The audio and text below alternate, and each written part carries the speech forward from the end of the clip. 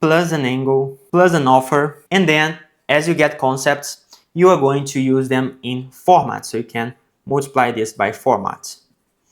So every concept, you're going to have a lot of formats that you can test with them. Every concept you can test with UGC, you can test with podcast style, you can test with skit format, okay?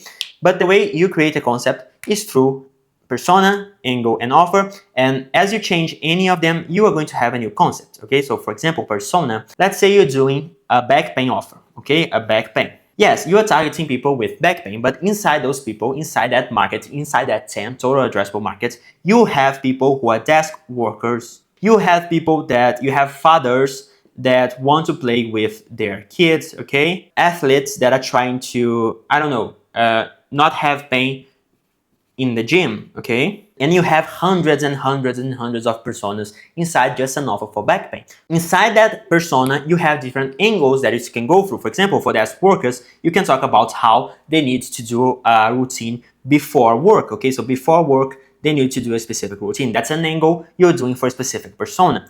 For father that wants to play with their kid, you can talk about the time they're wasting by not solving their back pain so they can actually enjoy the time they're spending with their kids, okay? So that's another angle. And for each persona, you also have hundreds, dozens of angles you can get for each persona. And now the offer depends a lot on your business. You can change your offer for offering them a low ticket offer, okay? You can do a promo, okay, a discount that people can go to. You can do an event, okay? So, and depending on your offer, your ads are going to change. Your concept of that ad is going to change. For each of these combinations, okay, so you have hundreds, thousands of combinations you can do here.